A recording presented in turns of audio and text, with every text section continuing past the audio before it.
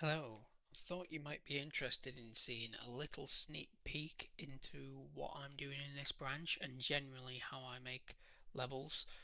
Um, so I won't waste anyone's time, let's get straight to it. Last branch I went through making a first draft of all the different levels.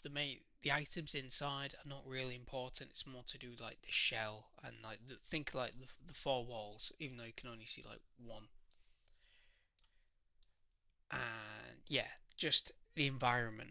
The items are nice to see for us to see, but the environment, the walls, is what's important to me. So I do this. So I did that on the last branch. I've done this. Oh, don't want to draw. I've done that one. Done that one. Done that one. And I've just done this one. Let me explain what I do. So I draw this as a very brief idea. Then I go to Blender and you see it's got the back wall. You will probably be wondering where the left and right wall is. That's because unlike these levels which have doors in a spaceship, the airlock, I'm using the concept that you pass from left to right, and as you go to right you go to the next level rather than you going through a door which takes you to the next level. I do that for airlocks, vents and spaceships now. So that's why we don't have a left to right. And you might be thinking, why not just keep it in as a border? And that's a really good idea, except from if I go to unlit and I play this, if I do, one second, if I do hash, you will see, one second, I've pressed, unlit's a different button depending on whether you're playing things or not. I think. Come on, don't let me down now. Let me try and show you again. You see, if I do it in orthographic, I can't for the life of me figure out why I can't get it to do it. I forgot the keys, but you see, you can't see the walls, and that's fine. But if you go to perspective, which let me go to a room where there's actually proper light in it. You see, in perspective, there is walls. That one is there. It's just dark. So it would look fine like that, but if someone goes to perspective mode, then they're going to be like, there's no door there, there's a wall. So that's why I've trimmed them out in Blender. So I don't do anything special. This is a cube, which I see if I can remember the movements. So shift and middle mouse down to move around like this, and then just middle mouse to turn it. So it's a cube. I press 3 and that'll go to faces, and I deleted the left face, the right face and the top face. I then press 2. We don't actually need these seams now, these seams aren't necessary. The red is seams, and you would pick a line and then you would make a seam, and you could see that if we look to the left here, the UV map is it's not connected, is it? I've just split the faces, I've split the faces. But if it was connected like a box, you would see it would open up at the seams, just like you imagine, when you put together, or you open a cardboard box. That's what the seams are. So I create the seams. I then get a rough template, and you can do UV. It is export. I tend not to play around with it too much on the size. The size then comes out like, let me, well, I already kind of knew what it was like in this case, but if I get one where you can actually see it get imported, let me go to, is it, let's try it on, it's onboarding. If I go to onboardings one, I scroll in, that there was the UV different level, but that was the UV that I exported. I then dump it into a Photoshop file, and then I use that as a frame to color it. So you see we've got diffuse map and we've got normal map, just like we have in this one. You might be wondering how I remove the windows, and that's by, it's not in the normal map, I cut them out in the diffuse map. So this now, this is alpha, that's alpha, this is like color, is the best way to describe it. Then I get the color of the diffuse map, so you know, let me find it for you. This one, I know it's different on the other one. I need to export a new version, but I get the color of what you're seeing here on the bottom left, and that goes into color, base color, and then the alpha. So remember the invisibleness, so the patchwork stuff you see. Alpha goes into the alpha, and then the normal map is the normal map. So it looks like that, but because I've got the alpha like that, rather than like what I did originally with Blender was, oh, I'll subdivide it and then I'll just delete these faces, like delete, delete, delete, delete, delete. Now the faces are actually there. It is just the same as this in terms of it being a whole face. I just have it invisible on this section. So that's the Blender section. Once I've got that nice and neat, rearrange this if I need to. I then go to export, goes to there. I do have an Unreal preset, like a U5 I made, but I can't really remember if it does any benefit. That gets exported. Don't save. Won't save that. That gets exported to here, where you see I've done like a right click import, and then I've just done that. Comes in here with a couple of other files. I just delete all the other files and I keep the static mesh, which you're seeing right now. The material is like a custom made material that I pinch from each one of course I pick one that doesn't have it in that folder. I pinch one that's already done, like this one. So this is the onboarding level, and this is the dormitory one which we were looking at with that long window. So if I go to this, I have it where again color to base color, alpha to opacity mask. Opacity is like you know, whether it's like it's transparency, isn't it? Like I can't, opaque and transparency. I'm guessing opacity is like opaque. I don't know. I'm just rambling now, but that's the right one to put it into. And then the normal map is the normal map as you'd expect. Um, Leave that as that. Sometimes I'll play around with the roughness or the metallic aspect if I want to change out the whole room. Do that. That creates the material. This is then blank because you know how to delete the material that comes with it. I then add that material in we've just done.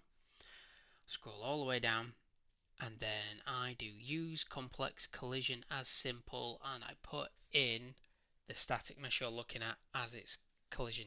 You might be thinking why? Well, if you have it as a box, if you import a cube and you delete the roof and you delete the front like I've done in this level, if you don't set use complex collision as simple, it will treat it like it's a cube. You know, like where it's like that corner to that corner. Imagine like all the faces are still there, and it was not cube. It's like it's not a rectangle, whatever it's called. I can't remember the names, but um, yeah, it would treat it like you can't go on the inside. So you'd either it would load you up somewhere else, or it'd load you on top, or it'll slide you off, or it'll load you underneath. If you do complex is simple, and then pop the mesh in, then it will work easy peasy. So if I play this now, like you will see, it is like there's walls there, but I'm allowed to move in it. I'm not like falling off. You might be wondering how I don't fall off when I like walk down. That's because if I do Control and H, I have an invisible wall. So I have invisible walls put up. Technically, if you wanted to be clever, I could be like, oh, I could just hide that face rather than delete it in Blender, but then it's just more effort to like UV it. So that's how I get leveling like that. The only thing left is let me just go to a test level rather than because that's like a not a production ready one, but I'd say it's like production level, like it's part of the thing. Let me put in that level and you can see what it does. It's dormitory. Wrong one. They will, I don't know if they'll fall off. They should know the bounds and stop. It's also smaller, so I'll need to readjust it. But I'm a bit rusty. It's been a little while. If I do it like a times 1.5, how's that look? To the legs. Bearing in mind it's a spaceship as well, so it's not like a massive room. It's like a smaller spaceship. Maybe a 2. I'll play around with the sizing, but okay, let me show you. Oh, wrong one. Delete that. Let me get the nav mesh out. Make a right mess of it. I know it's completely over. Let me play a start. I'll chuck that in. Let me press Alt and 3, Alt and 4 to do lit. Let me just chuck everyone else in just for fun. It'd be utter chaos. Absolutely utter chaos. These are the patrol points. God knows what's going to happen. It's going to be a right mess. Stick them in, but they don't really matter. So if I play this now, he should not fall through the floor. He should be able to walk around as if it exists. He will fall if I go too far towards us, or too far left, or too far right, because we haven't built the walls, the invisible walls, but he should not fall through the floor. There we go. So, and then I go like that. Then you see, you go like that. A bit bitey. There you go. And let me just show you what happens if you do project default, which I don't know what the project default is, but I don't think it's the right one. I never set it. Play it. There you go. You just fall straight out. So yeah, remember, complex as simple. Think if you are trying to get a level, if your level is almost like you've taken the top off a box and people are running around on the inside of that box, complex as simple. Think kind of two-sided geometry. So yeah, that's the level. The last thing to say is obviously you saw the material, the static mesh. You saw the separate things in Photoshop. Let me show you it just to wrap up nice and neat. Show you how I actually get the the diffuse and the normal map out. And then this video will be that. It's nothing special, this video. The main purpose was just to give a bit of insight into how I make these levels, how I get the collision to work, because there's probably 1,000 different ways you could do it. So this is a different level, of course, but let me show you. So we've got that one. It doesn't really matter which one you click in, it matters which one's visible. But let's say we want diffuse, so I do Control Shift and P, which for me is export to PNG. For you, if you haven't set that up, it will be export to PNG, export as PNG. How I set it up is edit, oh no, not edit, keyboard shortcuts, go to file, go to, there you go, and then you just set the shortcut. That will be blank by default. It blanks it like every 2 months for me as well, every now and then. So that's that. So we've got the diffuse visible right now. Control Shift P. I will do diffuse on the end, and then you see there it's diffuse. And we have normal map, and I do Control Shift P, and you see I stick normal at the end of it. If you're wondering how I color the normal map, if I just get you out, pinch this from somewhere online. Top right it, think like light shining down.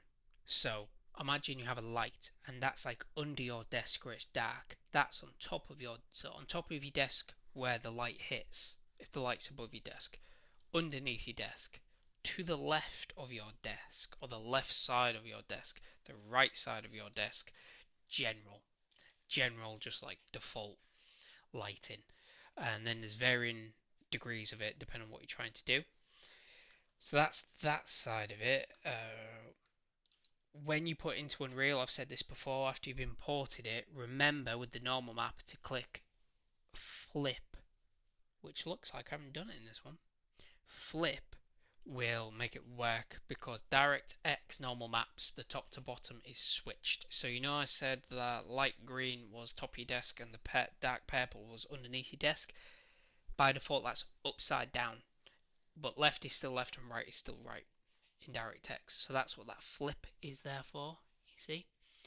If you don't have it already as well, make sure you're on nearest as well. I think my default texture group is nearest, but what nearest will do is, if I zoom in, see if it's not nearest, it's blurry. And it doesn't look sharp, and it probably does. It probably has like a cool sort of blurred lighting, normal, nifty little feel to it if you've got loads of pixels or you're doing 3D. But if you're not, and you're like me, you don't really, you need all the pixels you can get. So you can see here it's blurry because I did this. I tweaked this morning, but I had a bunch of problems with Git, and I had to wipe a bunch of branches and restart it. It's fixed now, but yeah, I was in a rush. So you see nearest, perfect. So you always want nearest on, regardless on the filter. Flip green channel if you're on a normal map, and sRGB if you are on a diffuse map. You might be thinking as well, why did I do diffuse and normal? That's because if I go to project and I go to texture, it should be here somewhere. Where are you hiding? Where are you hiding? It's gonna be somewhere. You might see it. You might see it before I did. Here. If the suffix, so end of the file, so before .png, before the file extension, at the end of the file's name for the file extension, n, normal or lowercase normal, these, same again for diffuse. If you do that, it will break them off down a different path and do like 95% of the normal map or the diffuse map setup you need before you see me needing to do those tweaks. The tweaks I do are built upon it automatically doing everything else. I would recommend having exactly like this. That's the best way I could describe it. It will save you a lot of pain. Certainly naming it. Oh my god, it'll be easy peasy. And then if you ever need to mass find everything, you could go to all. You could always do texture, but that'll give you loads of other stuff. You could do diffuse or normal, and if you know for a fact they're all normal maps, which these aren't, you could be like, oh, I don't know which ones I've done the green, flip green channel on. Oh, I don't know which ones I've set as nearest because it's blurry. You can go to asset actions, you go to edit selection by property matrix, and there you go. It will show you what you need to see. So they're all nearest. if I do like click in the middle, anywhere in the middle and press Control A, if I go to texture, there you go, flip. Flip, they're all flip, they're all nearest. That's what we want, really. That's it. So we do that, and you can do the same again for diffuse. Might as well show you while I'm here. Diffuse map, remember. Old school stuff, I kind of name it. You see the sprites have got diffuse in them. Yeah, rusty business. That, right click, assets, property matrix. There you go. So they're all nearest. They're all user interface 2D. They're all sRGB, and they're all unfiltered. That's it. That's what I do. What you just saw then is me drawing the idea of the level. Sometimes, most of the time, I just kind of just blender it instantly. Yeah, so I draw it sometimes, then I blender it, then I get the UV, then I get Photoshop, then I import the UV, then I do like a normal, I do a diffuse layer, then I copy and paste that diffuse layer to normal, and then I do like the press G, to just like fill in all the spots with the normal colors, whichever ones are needed. That's how I managed to get my like matching. If you see here, I'm literally, I get a copy of it. Huh, interesting. It's one of the new ones as well. So I was definitely rushing if I've missed this. Yeah, I get a copy of the diffuse layer, then goes to normal layer, and then I just copy and paste it in. I would recommend doing it like a proper normal map. Conscious this will look different to the one you just saw in Photoshop. That's because Unreal does something wacky. But when you color it in Photoshop, don't color it as if you're doing it for Unreal or DirectX's upside down world. Do it normal, and then that way that won't be a negative. Otherwise, if you color it for DirectX and you flip it, then it will look like this. It'll go back to front. So yeah, do classic normal maps. Then if you're working with DirectX software like Unreal, then flip it. If you're not working with DirectX software, then it doesn't matter. You can just import it. That's what I do. Only other stuff that I do is I flesh out the level and I put in like level stats, or like I put in doors, transition between the levels. That's it. Nothing, nothing else special. That is me. Hopefully you found that useful. I've made 4 levels, but as you can see, I've done them quick. After I've made all the levels, I'll do like a full pass on the diffuse and normal map textures to make sure I've got the right settings. And yeah, and then the branch will be done. Realistically, if I'm honest with you, I'm probably about 5% through the branch. It's going to take me at least 2 more weeks, because Act 3, specifically Act 3 only levels, Mercury as well. So it's like organic levels. So it's not just square boxes. I'll have to make it truly unique, just like a landscape. But yeah, that's me. Thank you for your time. I'll see you later.